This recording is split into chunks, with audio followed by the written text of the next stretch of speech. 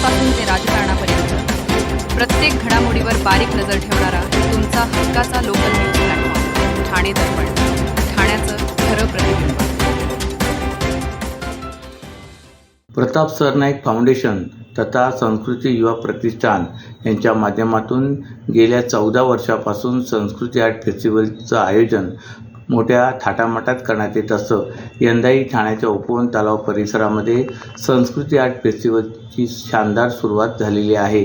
संस्कृती आर्ट फेस्टिवलमध्ये नागरिकांची मोठ्या प्रमाणावर गर्दी पाहायला मिळते. उत्स्फूर्त प्रतिसाद ठाणेकर या संस्कृती आर्ट फेस्टिवलला देताना पाहायला मिळत आहेत. विविध स्टॉलमध्ये खाद्यप्रेमींनी दाखवलेला उत्स्फूर्त प्रतिसाद यामुळे फेस्टिवलला एक वेगळीच रंगत आलेली दिसते. या संस्कृती आर्ट फेस्टिवलमध्ये उद्योजकांना दिलेली संधी अत्यंत वाखाणण्याजोगी आहे. तसे विविध ठिकाणी आयोजित करण्यात आलेल्या विविध कार्यक्रमामुळे लोकांच्या मनोरंजनामध्ये विविधता निर्माण झाल्याचं नागरिकांकडून सांगितलं जाते. तर उत्सवाच्या दुसऱ्या दिवशी म्हणजे शनिवारी 7 फेब्रुवारी रोजी ज्येष्ठ गायक आनंद शिंदे आणि आदर्श शिंदे ही पिता पुत्रांची जोडी शिंदेशाही या कार्यक्रमातून रसिकांची मनं जिंकली. या कार्यक्रमात विविध मान्यवरांनी भेटी देऊन कार्यक्रमाचा आस्वाद घेतला. यावेळी कार्यक्रमाचे मुख्य आयोजक, परिवहन मंत्री व ओवळा माजिवडा मतदारसंघाचे कार्यसम्राट आमदार प्रताप सरनाईक व विविध क्षेत्राचे मान्यवर नागरिक मोठ्या संख्येने यावेळी उपस्थित होते. तसेच उपवन तलावाला केलेल्या विद्युत रोषणाईमुळे एक प्रकारे उपवन तलावाला वेगळीच झळाळी निर्माण झालेली पाहायला मिळत आहे. Tennis cricket sports federation of इंडियाची पहिली वार्षिक सर्वसाधारण सभा काल ठाण्यात पार पडली. या सभेत कल्याण लोकसभा मतदारसंघाचे खासदार डॉ. श्रीकांत शिंदे यांच्या फेडरेशनच्या राष्ट्रीय अध्यक्षपदी निवड करण्यात आली. अनेक घरातील मुलांचे स्वप्न असते की आपणही क्रिकेटर व्हावे, मात्र प्रत्येकालाच IPL, टेस्ट मॅच किंवा आंतरराष्ट्रीय क्रिकेटपर्यंत पोहोचता येत नाही. अशा अनेक तरुणांसाठी टेनिस क्रिकेट हे करिअर घडवणारे प्रभावी माध्यम ठरू शकते. या फेडरेशनच्या माध्यमातून सर्वसामान्य मुलांनाही खेळात स्वतःचे भविष्य घडवण्याची संधी मिळू शकते, असे खासदार डॉ. श्रीकांत शिंदे यांनी यावेळी सांगितले. देशभरात वेगाने लोकप्रिय होत असलेल्या टेनिस क्रिकेटला राष्ट्रीय पातळीवर शिस्तबद्ध आणि अधिकृत व्यासपीठ मिळावे या उद्देशाने tennis cricket sports federation of इंडियाची स्थापना करण्यात आली. फेडरेशनच्या माध्यमातून दरवर्षी 125 ते 150 स्पर्धांचे आयोजन करण्यात येत असते. सुमारे 40 ते 45 लाख खेळाडू या स्पर्धांमध्ये सहभागी होतात. स्पर्धांची एकूण बक्षीस रक्कम अंदाजे 30 कोटी रुपयापर्यंत आहे. खेळाडूंना योग्य व्यासपीठ मिळावे या उद्देशाने आयोजक आणि फेडरेशन काम करत असल्याचे यावेळी शिंदे यांनी स्पष्ट केले.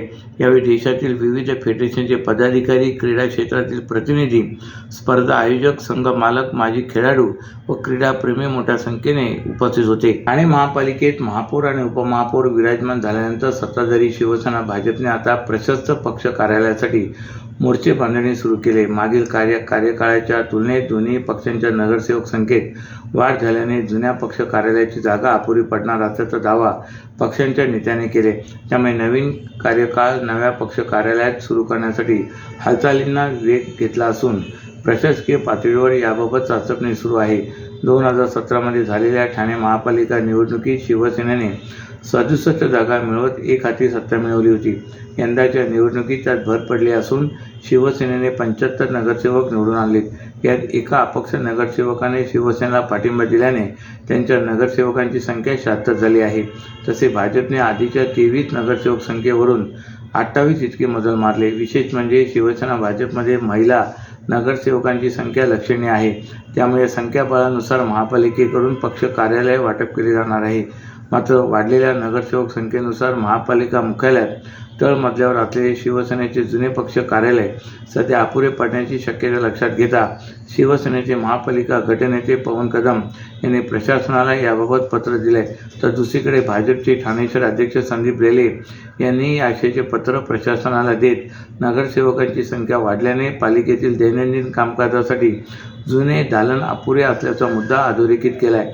येत्या 18 किंवा 20 फेब्रुवारी रोजी ठाणे महापालिकेची पहिली सर्वसाधारण सभा होण्याची शक्यता आहे. त्याआधी शिवसेना भाजप या सभागृहातील दोन्ही मोठ्या पक्षांच्या नगरसेवकांसाठी पक्ष कार्यालय तयार करण्याचे आवाहन प्रशासनासमोर उभं ठाकलं आहे. सर्व नागरिकांना आवाहन करण्यात येत आहे की सध्या डासांमार्फत पसरणाऱ्या डेंग्यू या आजाराचा प्रसार रोखण्यासाठी प्रत्येकाने पुढील प्रमाणे कार्यवाही करावी. डेंग्यू आजार एडिस इजिप्ती हा डास चावल्याने होतो. या डासांची पैदास साचलेल्या किंवा साचवलेल्या स्वच्छ पाण्यामध्ये होते. 8 दिवसांपेक्षा जास्त दिवस पाणी उघडे व साचून राहिल्यास त्यात डास अंडी घालतात. अंड्यांच्या अळ्या तयार होऊन पुढे डास तयार होतात. यासाठी आपल्या घरातील पाणीसाठे उदाहरणार्थ बॅरल्स, पिंपे, टाक्या, हौद, रांजणे इत्यादी दर आठवड्याला रिकामे करून घासून पुसून कोरडे करून पुन्हा भरावे. 1 दिवस कोरडा दिवस म्हणून पाळावा. पाणी साठ्यांना घट्ट झाकणे बसवावीत किंवा जुनी साडी, चादर, धोतर यांनी बांधून झाकून ठेवावीत, म्हणजे डास त्यात जाऊन अंडी घालणार नाहीत. घराच्या गच्चीवर, आजूबाजूला, अंगणात कोठेही पाणी साचू देऊ नये. भंगार सामान उघड्यावर टाकू नये. उदाहरणार्थ टायर्स, प्लास्टिक सामान, कुंड्या, टाकाऊ वस्तू इत्यादी. अशा सामानात पावसाचे पाणी साठून त्यात डेंग्यूच्या डासांची पैदास होते. घरातील कूलर्स, फ्रीजच्या पाठीमागील ट्रे हे देखील वेळोवेळी कोरडे करावेत. लक्षात ठेवा, नुसत्या फवारणीने डास घनता कमी होत नाही, तर त्यासाठी डास पैदास ठिकाणे नष्ट करणे ही आपल्या सर्वांची जबाबदारी आहे. कोणताही ताप अंगावर न काढता जवळच्या शासकीय रुग्णालयात मोफत औषधोपचार घ्या. अशा प्रकारे नागरिकांनी सहकार्य केल्यास डेंग्यूचा प्रसार रोखणे सहज शक्य आहे. घोडबंद रोड परिसरातील वाघबीळ येथे एका दुकानामध्ये छापा टाकून गुन्हे शाखा वागळे युनिटने वैधानिक इशारा नसलेला तसेच केंद्र सरकारकडून प्रतिबंधित करण्यात आलेला विदेशी सिगारेटचा साठा जप्त केला. या साठ्याची किंमत 15,200 रुपयापेक्षा जास्त असून एकावर गुन्हा दाखल झाला आहे. वाघबीळ येथील एका शॉपिंग सेंटरमध्ये असलेल्या जनरल स्टोअर आणि पाण्याच्या दुकानातून एक व्यक्ती प्रतिबंधित विदेशी सिगारेटची विक्री केली जात असल्याची माहिती वागळे युनिटला मिळाली होती. या माहितीनंतर पोलिसांच्या पथकाने या दुकानावर छापा टाकला. दुकानात विदेशी सिगारेटची पाकिटे आढळून आली. दुकानातील 40 वर्षाच्या व्यक्तीकडे चौकशी केल्यानंतर त्याने कोणताही परवाना सादर केला नाही. त्याने बेकायदा विक्रीसाठी सिगारेटचा साठा केल्याची बाब चौकशीत स्पष्ट झाले. सिगारेट प्रतिबंध कायद्याचे उल्लंघन केल्याने पोलिसांनी संबंधित व्यक्तीला ताब्यात घेत त्यांच्या विरुद्ध कासारवडोली पोलीस ठाण्यात गुन्हा दाखल केला आहे. नागरिकीकरणाच्या रेट्यात मोठमोठी गृहसंकुले, भव्यदिव्य मंदिर आणि इतर विकास प्रकल्प उभे राहत असताना बाळकुंड परिसरातील वाहतूक कोंडीची समस्या जैसी ती आहे. खाजगी व अवजड वाहनांची वर्दळ, मेट्रो प्रकल्पाचे काम, रस्त्याच्या दुतर्फा बेकायदा पार्किंगमुळे या भागातील स्थानिकांना जीव मुठीत धरून रस्ता ओलांडावा लागतो. या समस्येतून मार्ग काढण्यासाठी आमदार संजय केळकर यांनी या भागाचा पाणी दौरा केला. यावेळी संबंधित अधिकाऱ्यांना महत्त्वाचे बदल सुचवण्यात आले असून त्याची अंमलबजावणी करण्याच्या सूचनाही दिल्यात. बाळकुंड परिसरात टोलेजंग इमारती उभ्या राहिल्यात. तसेच नवीन गृहप्रकल्पाचे काम वेगाने सुरू आहे. या इमारतीमधील खाजगी वाहने तसेच कशेडी कालेरच्या दिशेने जाणारी अवजड वाहनांचा ताण वाहतूक व्यवस्थेवर येतो. यासोबतच त्रिमंदिर, इस्कॉनसारखी मंदिर आणि तब्बल 20.5 एकरावर असलेले कोचीत येथील नमो ग्रँड सेंटर पार्कला भेट देण्यासाठी हजारो पर्यटक या भागात दाखल होतात. त्यामुळे या पट्ट्यात मोठ्या प्रमाणात वाहतूक कोंडी होते. लहान मोठे अपघातही वाढलेत.